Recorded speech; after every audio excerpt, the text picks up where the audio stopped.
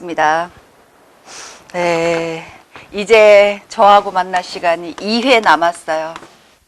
1회는 오늘 뭐 하겠죠? 총정리. 2회 기출문제. 기출문제 2015년 특별정기, 2016년 특별정기 다운로드를 하실 수 있게 올려드릴 거예요. 너무 걱정하지 마시고 천천히 따라오시면 돼요. 2주 남았어요. 2주 남았으니까 걱정 안 하셔도 돼요. 아, 나 너무 늦었어. 늦을 때가 빠른 거예요. 그렇기 때문에 지금 집중적으로 하는 게 더 여러분의 머릿속에 남을 수도 있어요. 너무 걱정하지 마시고 수업을 잘 들으셨다면 충분히 소화할 수 있는 문제들이 나올 겁니다. 그러면 저번 시간에 개론 한번 훑었어요. 마케팅 정도까지 한 걸로 제가 기억해요. 그리고 이제 국제관광으로 넘어가야 되죠. 국제관광도 쏠쏠하게 나올 수 있어요. 국제관광 나오면 국민관광이 같이 나올 수 있어요. 제가 국제관광이 뭐냐 이거에 대해서 지금 설명할 필요는 없어요. 169페이지 천천히 보시면서 아, 국제관광은 이런 것이야. 국제관광, UN, WTO 항상 튀어나오죠. 다음 페이지 170페이지 아, 영내관광은 이런 것이야. 역외관광은 이런 것이야. 구분 정도는 하실 수 있어야 되죠. 그리고 170페이지 마지막 부분에 보면 국제관광을 구분하는 기준들이 다 달라. 그쵸? 이걸 꼭 외우라는 건 아니에요. 하지만 이해 정도는 하셔야 돼요. 다음 페이지 171페이지에서 우리나라의 경우에는 어떤 표준주의를 이 주의를 어느 부처마다 다르게 따르고 있어. 이 정도는 아셔야 되죠. 다음 페이지 쭉쭉 넘어가면서 이제 정책이 나와요. 정책이 나오면 각국의 관광 관련 단체들이 누가 있는지 173페이지에 설명하고 있죠. 다음 페이지 보시면 우리나라의 관광 정책은 누가 하고 있어? 대부분은 문화체육관광부에서 주요 업무를 실시하고 있어요. 그 중에 정책과도 있고 산업과도 있는데 우리 같은 통역안내사의 176페이지예요. 통역안내사의 양성에 관한 사항은 어떤 과에서 이렇게 하고 있어. 관광객의 불편. 가장 우리 지금 시험 보시는 분들과 가장 밀접한 관련이 있기 때문에 좀 더 주의 깊게 보라고 했어요. 그리고 관광 관련 단체는 한국관광공사에서 이런 사업을 진행시키고 있어. 그 다음에 관광협회 중앙에서 이런 그 관광공사 같은 경우는 관광법규할 적에 얘기했었잖아요. 관광법규할 때도 보면 예전에는 문제가 거의 안 나왔었어요. 거의 한 번도 나온 적이 없는데 최근에 관광공사법에 한두 문제 정도 나오고 있어요. 한 문제 정도. 그것이 뭐냐면 관광공사에서 하는 업무는 무엇이지? 이거에 대해서 물어보기도 한단 말이에요. 충분히 나올 확률이 있기 때문에 여러분이 나는 관광공사법까지는 공부 못하겠어요 하면 버리셔도 돼요. 하지만 나는 한 점이라도 아쉬워 하면 사업 정도는 공부하시는 게 좋죠. 왜냐하면 어차피 이 부처에서 이 관련 단체에서 어떤 일을 하느냐에 대해서는 물어볼 가능성이 높기 때문에 그러면 우리는 확률적으로 높은 걸 공부해야 될 시간이에요. 그냥 엄한 거 더 막 여러분이 보기에 나올 것 같고 여러분이 보기에 나 이거는 공부 다 했으니까 저거 하고 싶어 하는 것들에서 너무 집착하지 마시고 지금 공부할 수 있는 것을 외우세요. 지금 보면 제4차 관광진흥 5개년 계획까지 있어요. 있고 그 다음에 이제 국민관광이 나와요. 국민관광 같은 경우는 최근에 관광이 국민관광이야. 그리고 기본법에서도 나오고 아무튼 국민관광을 위해서 지금 관광정책이 진행되고 관리되고 운영된다고 보시면 되는 거예요. 실질적으로. 그쵸? 177페이지 한번 보세요. 국민관광은 이런 것이야. 국민관광의 목표. 이제 기출문제 풀 적에 얘기를 하겠지만 문제에 국민관광 무슨 국제관광 이런 문제가 나온 적이 있어요. 그런데 그 뜻만 봐도 그 설명 제시된 예문만 자세히 읽어도 국민관광에 나오는데 그것을 굉장히 많이 틀렸었어요. 그건 이제 특히 이제 동포분들이 이해를 못하니까 그런 분들도 있고 충분히 국민관광이란 말, 국민 삶의 재고, 지뢰 재고 이런 얘기가 나옴에도 불구하고 틀리는 분들이 있거든요. 그리고 문제를 덮고 나오면 아차 그거였구나 생각하는 경우가 있어요. 우리는 지금 어떻게 해야 돼요? 알만한 걸 틀리면 안 돼. 어떻게 해서든지 악착같이 달려붙어서 10개 분명히 어떤 그 학생이건 간에 조금만 더 신경 써서 봤으면 맞출 문제들이 10문제 정도로 나올 거예요. 그런데 더 많이 틀린 분들이 있어요. 한 20개 정도가 나오면 그래 5, 6개는 그냥 흘려보낸다고 치더라도 20개 정도 막 15개에서 20문제 정도가 그렇게 흘려버린 문제가 나오면 절대로 통과 못해요. 그러니까 지금 당장 우리에게 중요한 건요. 알 수 있는 걸 정확히 아는 게 가장 중요해요. 다른 거 뜬구름 잡지 마세요. 그냥 나는 60점인데 60점 너무 위태로워. 그래도 70점은 맡아야 뭐예요? 맞아야 내가 안정권에 들어. 그 정도로 지금 공부하시면서 70, 80점을 타겟으로 잡으시라고요. 그래야 60 몇 점이 나와요. 그렇죠? 우리가 생각지 못한 점수들이 굉장히 많이 틀리는 경우가 있어요. 그것까지 감안한다면 지금 70점, 80점 정도를 타겟으로 높여야 되는 거예요. 그래서 보면 국민 관광의 목표가 이러이러한 것들이 있어. 그러면 제가 하나 이거 알려드릴게요. 우리나라 지금 관광이 약간 문제가 생겼어요. 여러 가지 뭐 정치적 사건들, 뭐 사드 뭐 이런 배치 때문에 지금 관광 전망이 올해 같은 경우는 밝지 않아요. 제가 적어 드릴 테니까 한번 보세요. 그리고 여러분이 더 아시고 싶은 분들, 시간이 좀 있다 하시는 분들은 지금 이 사이트로 들어가시면 작년에 관광 수지가 어땠어? 관광 수지는 뭐예요? 관광 지출과 관광 수입을 비교를 해봤더니 플러스가 됐어. 그럼 관광수지가 흑자야. 플러스가 아니고 마이너스가 됐어. 그러면 관광수지 적자인 거예요. 그럼 여러분이 생각해 보세요. 지금 작년 같은 경우 적자가 났을까요? 아니면 관광수지 적자가 났을까요? 흑자가 났을까요? 지금 www.tour.go.kr로 들어가면 여기에 보면 웬만한 통계는 나오고 있어요. 그래서 이걸 참고하셔도 되고 저하고 지금 수업을 하면서 적어 놓으셔도 상관없어요. 근데 제가 적어 드리는 부분은 여러분이 꼭 아셔야 될 부분이에요. 그리고 문제 나올 가능성이 높기 때문에 제 걸 일단 들으시고 그 다음에 한번 더 찾아보세요. 2017년 같은 경우는 지금 관광수지를 적자를 예상하고 있어요. 그러니까 이것까지 문제 나올지는 모르겠으나 사실 안타까운 일이죠. 그래서 지금 정부에서 예상하기는 올해 2017년 같은 경우는 한 150억 달러 정도, 약 17조 원 정도가 작년보다 적자가 날 걸로 지금 예상하고 있어요. 그리고 작년 같은 경우는 2016년 같은 경우는 60억 달러 정도로 이것이 이제 60억 달러의 한 2.5배 정도가 더 상승해서 이제 적자가 날 가능성이 높다고 지금 전망되고 있거든요. 그러니까 여러분도 다 알다시피 여러 가지 상황들이 있고 또 뭐 중국 관광객이 줄었다는 점이 가장 큰 영향을 미쳤겠죠.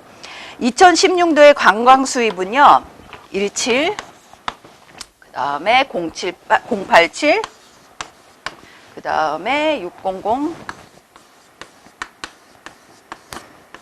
달러였어요. 그러면 이게 뭐냐? 170억 달러 정도가 관광 수입이었어요. 달러. 그리고 관광 지출은 그래. 수입 같은 경우는 우리나라 방문하는 관광객이 이 정도를 쓰고 가셨어. 그러면 우리나라를 탈출해서 여행을 간 국내 내국인이 여행 간 분들은 얼마를 썼어? 23, 그 다음에 123, 그 다음에 300 달러. 그쵸? 그래서 230억 달러를 이상을 썼어요. 그러니까 관광 수지가 어떻게 돼? 마이너스가 됐어요. 그래서 60, 35, 그 다음에 700 달러가 적자가 났어. 이건 뭐야? 많이 들어오셨죠. 작년에 재작년에 메르스가 터지고 그 다음에 작년에 그래도 많이 들어오셨는데 그럼에도 불구하고 나가신 분들이 돈을 더 많이 썼어. 지출이 더 많았어. 그렇기 때문에 관광 수지가 적자가 난 거야. 한 60억 달러 정도가. 그리고 지금 1인당 평균 소비액 같은 경우는 나가시는 1인당 평균 소비액 같은 경우는 뭐예요? 한국에 들어오시는 분은 991달러를 쓰세요. 그런데 나간 분들은 지금 1033달러를 쓰세요. 그러니까 이렇게 적자가 난 거예요. 그러니까 참 지출액은 더 높아지죠. 왜냐하면 나가시는 분들은 더 많아지고 그 다음에 들어오는 분들은 줄어들었기 때문에. 그렇기 때문에 참 관광 수지가 막 1000만 명 넘고 막 1500만 명 넘어도 수지 적자가 나는 거예요. 지금 같은 경우는 올해 같은 경우는 그 폭이 심각하게 좀 많아지겠죠. 그래서 다른 서비스 분야에서 지금 이렇게 메꾸는 형식이지만 사실은 적자가 나고 있고, 특히 올해 같은 경우는 그 적자 폭이 굉장히 높을 거. 아까 말한 17조 원 한국 돈으로 우리나라 돈으로 하면 그렇기 때문에 굉장히 적자 폭이 더 커질 거라고 예상하고 있어요. 그렇죠? 그걸 보시면서 작년에 이 정도였어. 그리고 제가 이제 조금 있다가 그 일반적인 통계에 대해서 조금 얘기할 거예요. 이거는 문제에 나올 가능성이 높기 때문에 제가 일부러 시간을 내서 드린 거예요. 요거 적으시고, 요거 아까 말한 사이트예요. 관광정보지식검색센터인데 거기에 들어가시면 통계가 나왔으니까 요거 보시면서 지금 이러이러한 통계가 있구나. 거기에 보면 여러 가지 업체들 지금 여행업체가 몇 명이야. 한국 관광 호텔의 수, 객실 수가 어디야, 업체 요런 내용들도 나와 있으니까 심심하시고 지금 꼭 시험 준비를 하시고 난 후에도 충분히 보시면 도움이 되실 거예요. 그래서 국민관광 같은 경우는 이렇고, 그 다음에 최근에 지금 보면 일단 여기 넘어가고 이제 국민여행 실태조사가 이제 나와요. 2014년, 2015년 그 다음에 국민여행 실태조사는 우리나라 자국 국민이 어떻게 지금 여행을 하고 있나, 국내를 그리고 해외여행은 어떻게 하고 있나 이런 것들이고, 지금 179페이지에 나온 외래 관광객은 한국을 방문한, 우리나라를 방문한 외래 관광객들이 어떤 행태를 보이고 어떤 지출액을 보이고 어떻게 오셨고 이런 것들에 대해서 조사를 하는 거예요. 이것들이 이제 매년 5월달 정도에 발표가 되기 때문에 책 낸 후에 나왔기 때문에 제가 2016년도는 업데이트를 못했어요. 일단 여기서 불러드릴 테니까 보시면서 따라오시면서 책을 보시면서 적으세요. 그렇게 큰 차이는 없어요. 일단 2015년 국민여행 실태조사를 보면 거의 비슷한 패턴이니까 조금만 갈아 끼우면 돼요. 그쵸? 178페이지 한번 보세요. 여행 경험률을 보면 최소 1회 이상의 관광여행 또는 기타 여행은 만 15세 이상 국민 중 약 87.9%가 2015년에는 갔어요. 2016년에는요, 적어두세요. 89.5%가 됐어요. 그러니까 약간 한 2%, 1% 조금 넘게 올랐어요.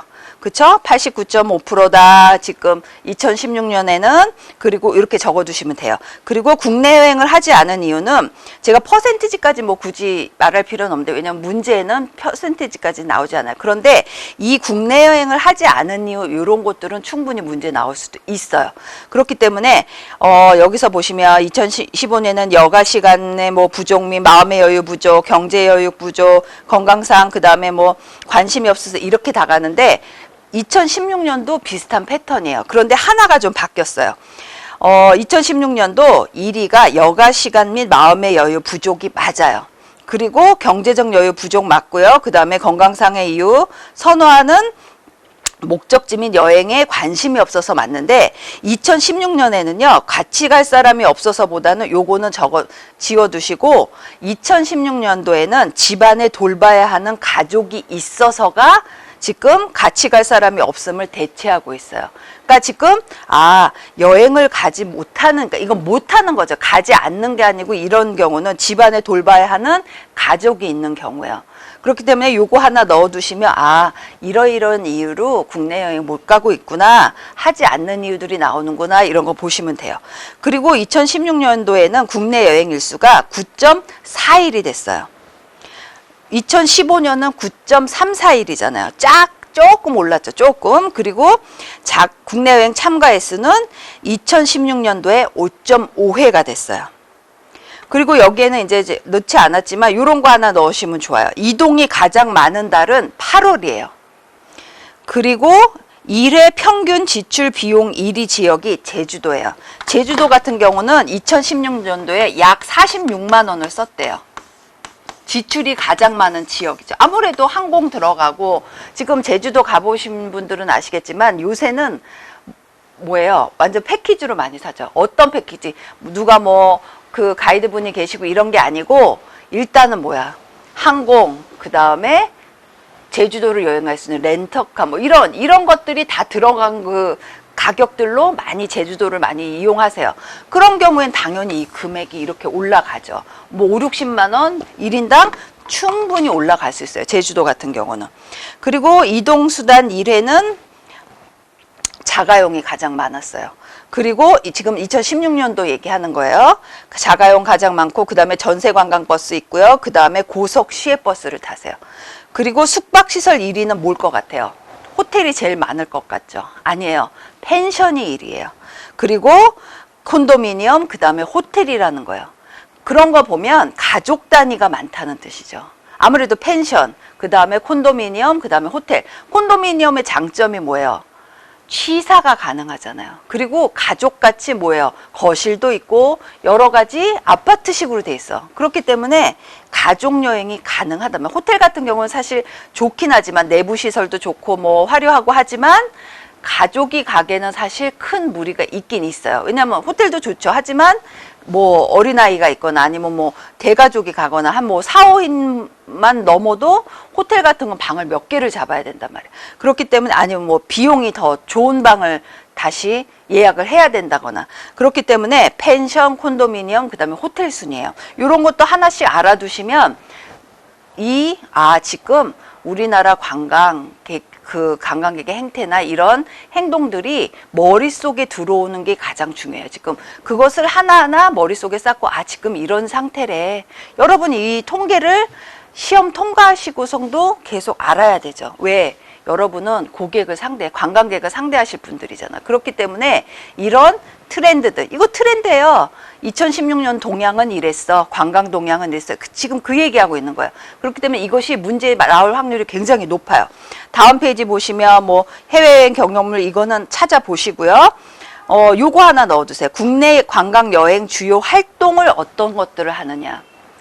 첫 번째가 자연 및 풍경 감상을 가장 많이 하신대요. 아무래도 얼마나 우리나라 자연이 예뻐요. 멋지죠, 완전. 그리고 그 다음에 음식 관광. 최근에 음식 관광이 굉장히 많이 올라갔어요. 왜냐면 예전에는 사실 식습관이라든지 그 10년 전 십수년 전에 가장 정부에서 무슨 운동부터 했다고 했어요. 화장실 깨끗하게. 이게 슬로건이었어요. 그런데 지금은 어떻게 돼? 지금은 많이 표준화가 됐어요. 서비스도 표준화됐지만 위생시설 이런 것들이 굉장히 표준화가 되고, 그 다음에 각 지자체에서 관광을 가장 우선 사업으로 지정하면서 어떻게 돼요?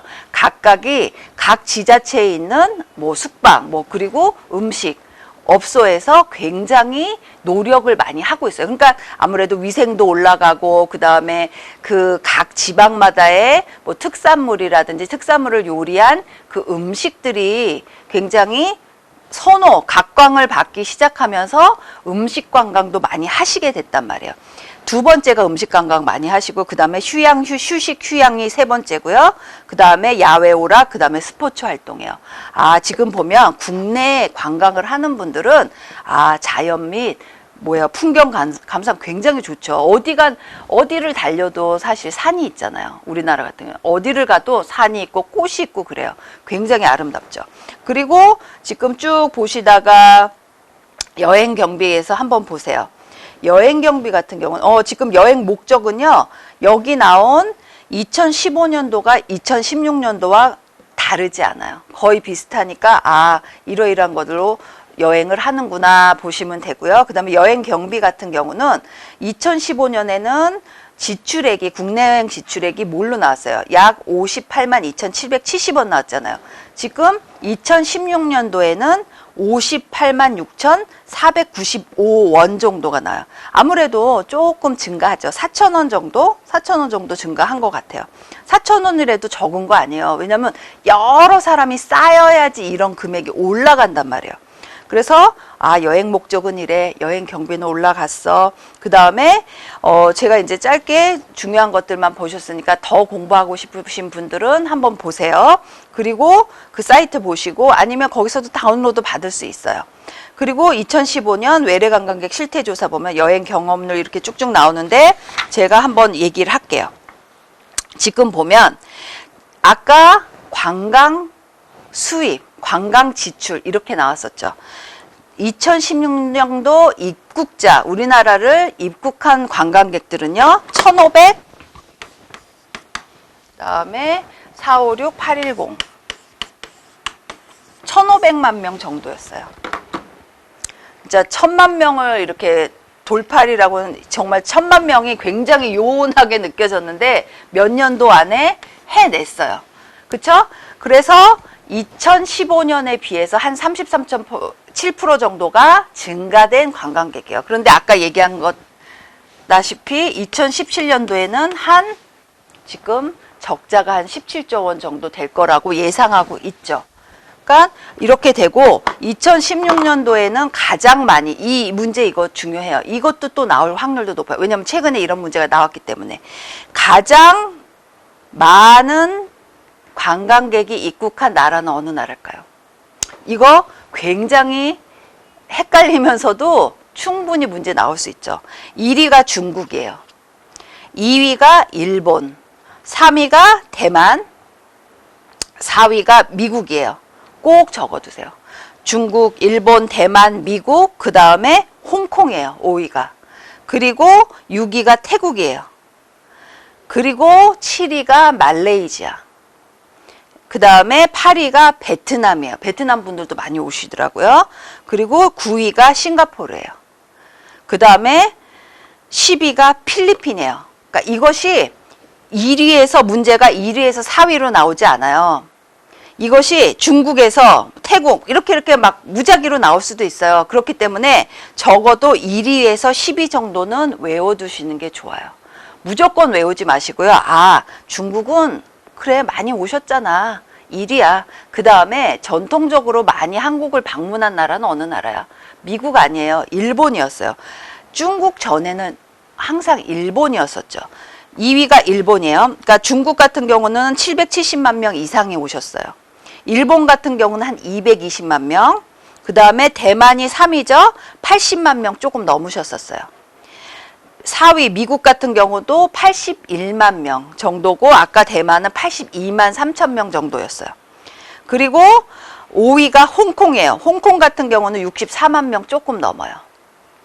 6위는 태국이에요. 40만 명 조금 넘으세요. 요 통계도 나와 있으니까 찾아보시면 보는데 이렇게 몇 명 이렇게 나오진 않아요. 그런데 적어도 어느 나라가 가장 많이였고 그 다음은 누구지? 어느 국가지 순서대로 외우실 필요는 있어요. 7위는 말레이시아 28만 명 정도. 그 다음에 8위가 베트남이에요. 21만 명 정도. 9위는 싱가포르. 그 다음에 20만 명 조금 넘으세요. 그리고 10위는 필리핀인데 20만 명이 조금 안 돼요. 19만 8,382명이 나와요. 요거 머릿속에 넣어두세요. 저 같으면 그래요. 중국, 일본 당연히 1, 2위지. 그 다음에 작년엔 미국이었는데 재작년에 미국이었는데 이제는 대만이 앞질렀네. 그 다음 미국이네, 홍콩이네, 태국이네, 말레이시아네. 이렇게 연상해가면서 이해하시면서 외우시는 게 필요해요. 방한 목적은 뭐야? 방한 시에 고려하는 요인은 무엇일까요? 첫 번째는 쇼핑이 제일 처음이야. 그러니까 한국을 간다. 외국 관광객이 나 저 나라 한국 가고 싶어 하면 일단 고려하는 한국을 방문하고자 하는 고려한 요인이 쇼핑이에요. 그 다음에 음식, 미식 탐방이 굉장히 중요하죠. 음식, 미식 굉장히 외국분들 한국 음식 좋아하시잖아요. 그리고 그 다음에 자연 풍경이에요. 아까 자연 풍경이 어디에선 1위였는데 그쵸? 내국인의 국내 여행. 그쵸? 그런 경우에는 자연 풍경인데 이제 뭐야? 쇼핑, 음식, 그 다음에 자연 풍경 순이야. 방한 목적은 뭐예요? 첫 번째가 이것도 문제 나온 적 있어요. 첫 번째가 여가, 위락, 개별 휴가가 59%예요. 그러니까 거의 60%에 육박하는 그 목적이 여가, 위락, 개별 휴가죠. 그 다음이 사업, 전문 활동, 그러니까 비즈니스로 오시는 분들인 거예요. 그 다음이 3위가 쇼핑이에요. 그러니까 방한 목적은 여가야. 그 다음에 두 번째가 사업 활동이야. 사업 전문 활동에 그 다음이 쇼핑이야. 그쵸? 그 다음에 여행 정보 입수 경로는 뭐예요? 인터넷이죠.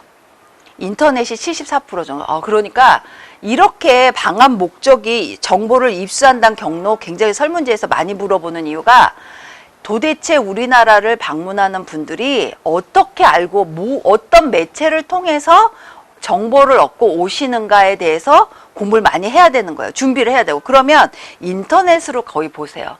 그렇게 하면 지금 더 많은 관광객을 모시기 위해서는 어떻게 돼요? 인터넷에 많은 정보, 정확한 정보를 올리는 게 가장 중요한 거죠. 그래서 이렇게 관광 연구가 필요한 거예요. 그래서 자꾸 연구하면서 이 부분을 보강해야 된다 물어보는 거죠. 그리고 그 다음에 친구, 친지, 동료한테 물어보는 거예요. 친구, 친지, 이거 다 뭐예요? 사실은 이거를 한마디로 하면 입소문이에요. 지금 왜 친구, 친지, 동료한테 물어보냐면 이 사람들은 내가 가장 믿을 만한 사람들이야. 그 업체에서 홍보하는 게 아니고 나를 가장 잘 알고 내가 믿을 수 있는 사람들이 추천해주는 장소, 국가인 거야. 그럼 어떻게 돼? 사람들은 더 신뢰를 갖게 되겠죠. 이런 것들을 공부하는 활동이 그 관광 활동이에요. 그러니까 여러분 같은 경우는 지금 뭐 자격증 그 국가고시 따고 그 다음에 제가 그랬죠. 더 공부를 하실 분들은 더 공부할 수 있는 기관들도 많다고요. 그러면 전문적으로 이렇게 연구를 할 적에 이것이 가장 중요해요. 항상 설문지나 어떤 관찰에서 연구할 적에 이걸 많이 물어봐요. 도대체 저 사람들은 이 관광지에 아니면 여기에 이 국가에 우리나라에 어떤 경로로 어떤 목적을 갖고 왔나 이것이 가장 궁금하단 말이에요. 그 다음에 여행 유형은 FIT가 67.4%예요. 그 다음에 패키지예요. 25%, 그 다음에 에어텔이에요. 그러니까 FIT로 많이 오시고 그 다음에 패키지 오시고 그 다음에 에어텔. 우리 에어텔 알고 있거든요. 알고 계시잖아요. 그리고 그러니까 에어텔은 FIT와 패키지가 혼합된 걸로 보시면 이해하기가 좋죠. 동반 인원수는 외국 관광객은 보통 3분이 오신대요. 동반자로. 그리고 동반자 유형은 친구, 연인, 그 다음이 가족, 친지. 그러니까 친구, 연인들이 동반자로 많이 오는구나. 이렇게 머릿속에 넣어두세요. 방문 권역은 거의 78% 이상이 서울이에요. 그 다음에 제주도, 그 다음에 경기 쪽. 그쵸? 그리고 뭐 제주도 같은 경우는 특히 중국 분들, 그 다음에 중국 관광객, 그리고 동남아시아 분들이 많이 좋아하시죠.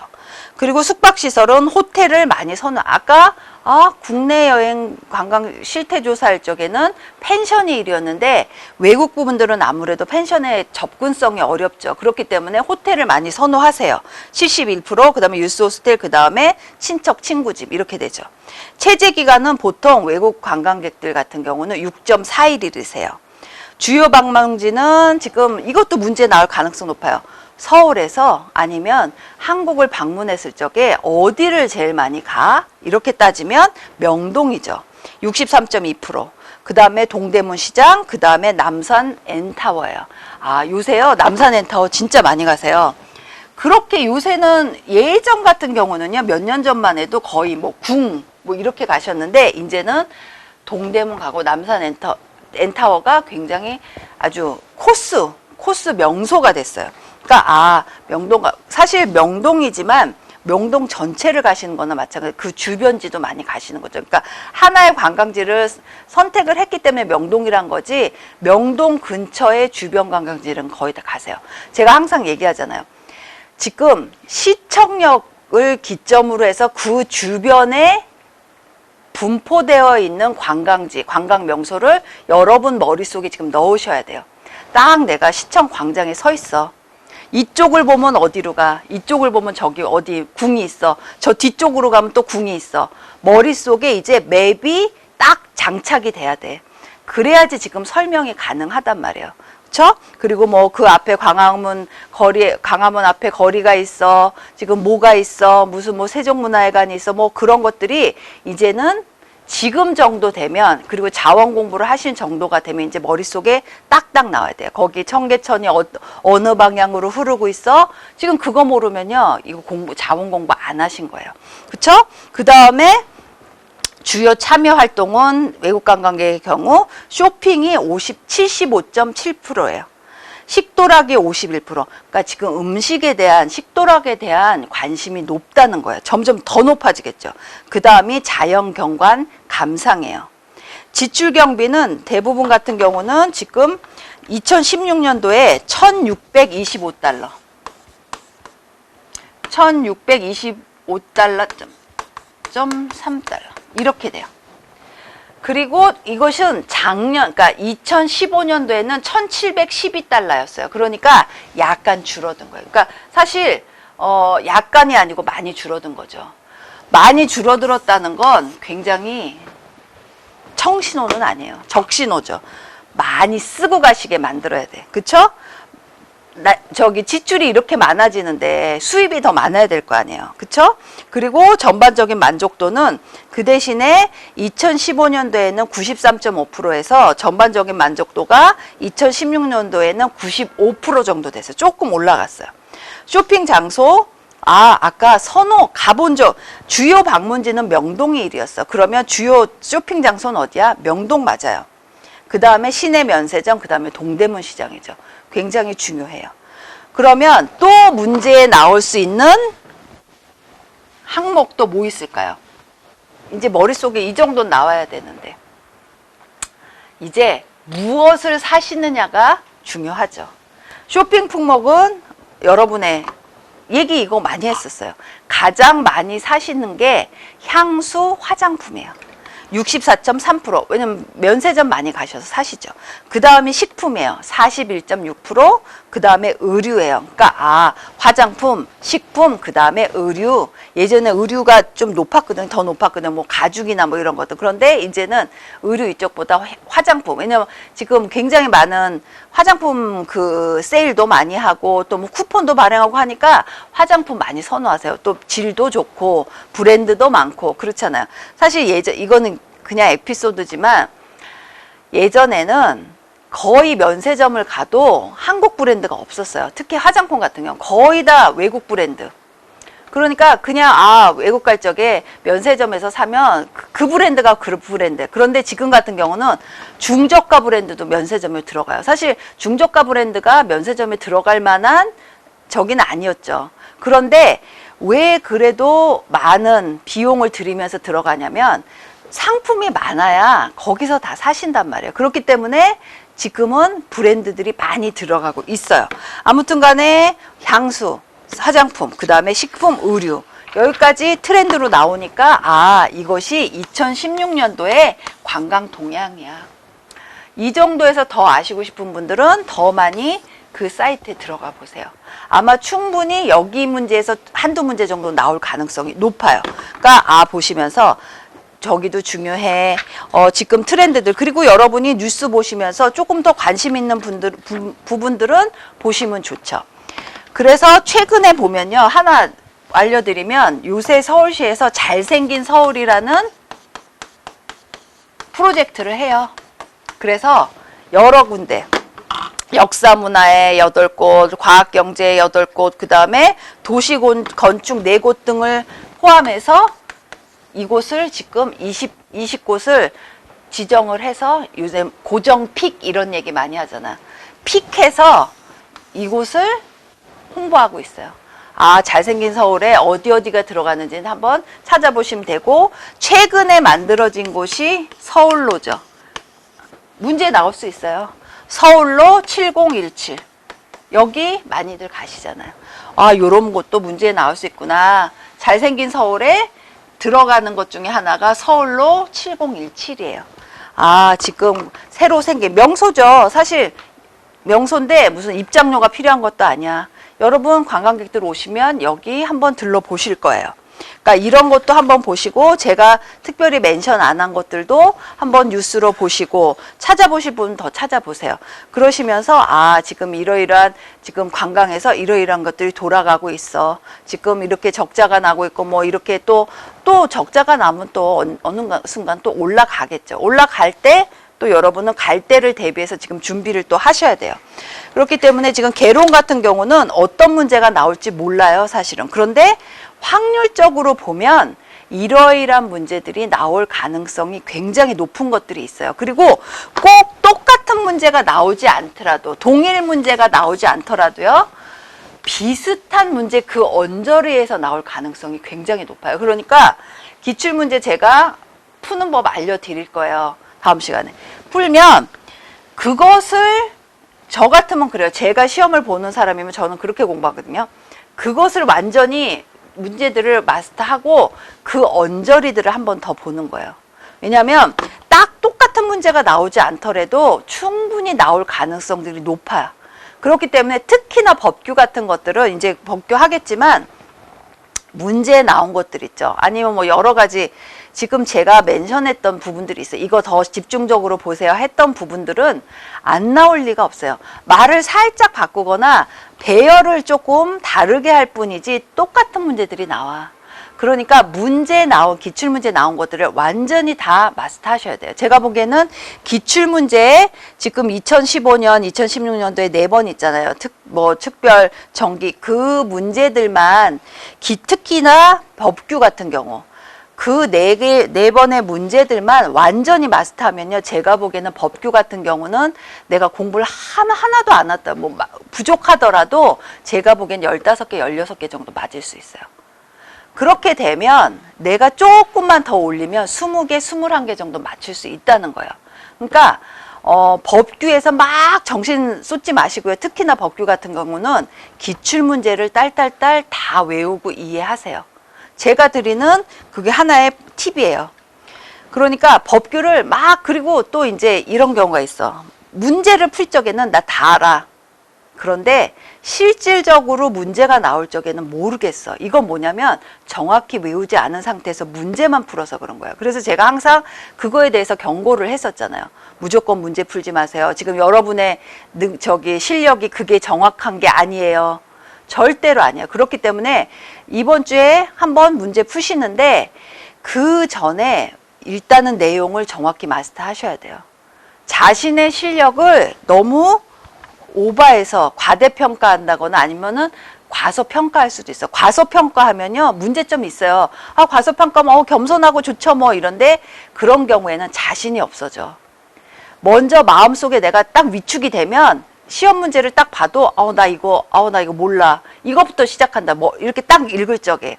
그렇게 하면요, 아무리 지금 아는 문제도 틀릴 가능성이 높아요. 그러니까 자신의 능력을 과대평가하지도 마시고 과소평가하지도 마세요. 나는 지금 그냥 내가 한 만큼만 지금 나올 거야. 그런데 그 한 만큼 중에서 더 끌어올릴 수 있어. 왜? 우리는 지금 준비를 해왔잖아요. 어느 부분에서 더 나올 거를 알고 있어. 그렇기 때문에 그걸 활용을 해야 되는 거야. 확률적으로 높은 게 나올 가능성이 훨씬 높죠. 확률적으로 나왔던 문제들이야. 그러면 저 같으면요, 그 언저리를 다 외워버릴 거예요. 그러면 진짜 내가 정말 모르는 문제가 나와도 뒷걸음치다가 응용하면서 그냥, 아니야, 이게 내가 정확히는 몰라도 이건 것 같아. 교수님 말씀하실 적에 그때 이러이러한 걸 말씀하셨는데 정확히 내가 기억은 못하더라도 그런 가능성이 높아. 그러면 그 가능성을 믿고 그냥 찍으세요. 왜냐면 정확히 몰라도 지금 우린 면접 보는 게 아니잖아. 입으로 정확한 걸 말해야 될 시간은 아닌 거예요.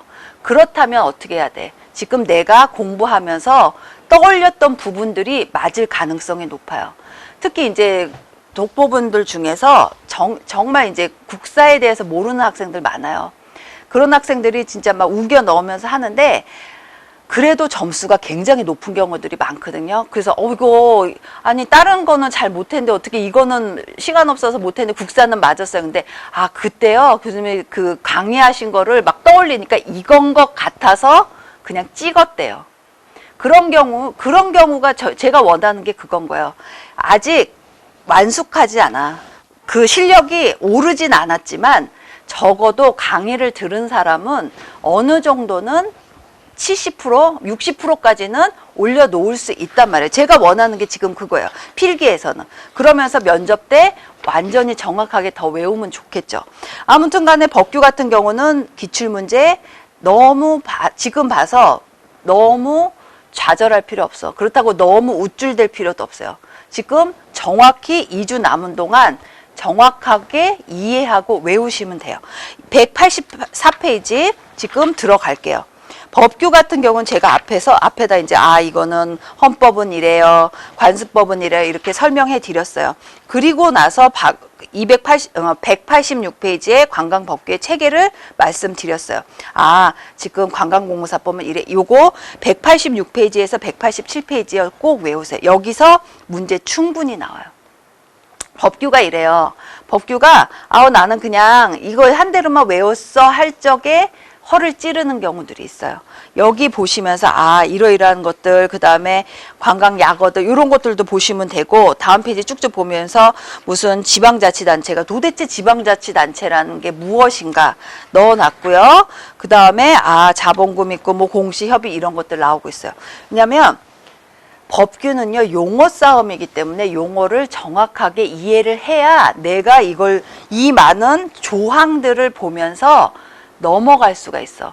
이거요 다 딸딸딸 못 외워요. 그런데 여러분한테 제가 얘기했잖아요. 딸딸딸 못 외우더라도 리포트는 보통 15일 날 내는 거야. 휴업 폐업 신고는 30일 정도는 돼야 돼. 60일이면 너무 늦어. 이런 정도의 이해력은 갖고 센스와 이해력 정도는 갖고 있어야 돼. 왜냐하면 법은요 사람들의 상식에 의해서 만든단 말이에요. 너무 가혹하면 안 돼. 너무 촉박하면 안 돼. 그런 사람들의 그 불문율, 관습에 따른 법들이 많기 때문에 그것을 상식적으로 보시면 돼요. 그래서 191페이지 보면요. 관광기본법 이건 묻지도 따지지 말고 무조건 다 외우셔야 돼요. 어떤 조항이 나올지 몰라요. 그리고 이것을요. 외울 적에는 정확히 안다고 생각해도 딱 절단을 내갖고 문제에 딱딱 끊어서 내면요. 거기서 또 헷갈려요. 그러니까 기본법 같은 경우는 한두 문제 나오거든요. 이 한두 문제가 내가 정확히만 외우면 충분히 맞출 수 있어. 트릭이 없잖아요. 단지 내가 응용만 하면 돼. 말을 살짝 바꿨을 적에 응용만 할 수 있는 능력이 되면 돼. 근데 그 응용만 할 수 있는 능력은 정확히 이해하고 외우면 되는 거예요. 여기 관광기본법은 무조건 통으로 다 외우셔야 돼요. 그런데 무조건 이렇게 블라블라블라 이렇게 외우는 게 아니고 딱딱 끊어. 여기에서 마침에서 딱 끊고 여기에서 하나 또 용어별로 딱딱 끊어서 해야지 문제에 나올 적엔 그렇게 나와. 딱 기본법에 나올 적에 뭐는 뭐다 이렇게 안 나와요. 기본법의 관광기본법의 목적은 그래서 1번 뭐 2번 뭐 딱딱 끊어서 나온단 말이에요. 분절마다 나와. 그렇기 때문에 공부하실 적에 제가 항상 그랬죠. 법규 같은 경우는 스타카토로 딱딱딱 강약 조절해 가면서 외우면 더 도움이 될 거야. 예를 들어서 이거죠. 목적 나오면요. 이 법은 관광진흥 방향과 시책에 관한 항을 규정함으로써 국제 친선 증진. 이게 딱 하나야. 국민경제와 국민복지의 향상 이게 딱 하나. 그 다음에 건전한 국민관광의 발전. 도모. 이것이 딱 하나. 딱 이거예요. 여러분 알고 있어. 그런데 다른 법의 목적과 섞이면 굉장히 헷갈리는 거예요. 이 목적에 각각의 법 있잖아요. 지금 무슨 법 나와요. 기본법, 관광진흥법, 뭐 개발기금법, 그 다음에 국제회의법, 그 다음에 뭐예요? 한국관광봉사법 나와요. 그 목적들을요, 여러분 머릿속에 넣으시면서 헷갈리지 않게 이 법이 분명히 섞여서 나올 거예요. 관광진흥법의 목적할 적에 관광기본법의 목적이 나온단 말이에요. 그러니까 목적을 딱딱딱 끊어서 이거 이 법은 이거야. 딱딱 머릿속에 넣으셔야지 목적에서 무너지지 않아요. 얼마나 아까워요. 문제 나올 거 뻔히 아는데 이거를 못 외워서 틀리면 한 점으로 여러분이 떨어질 수도 있는 거야. 그러면 1년 또 가야 돼.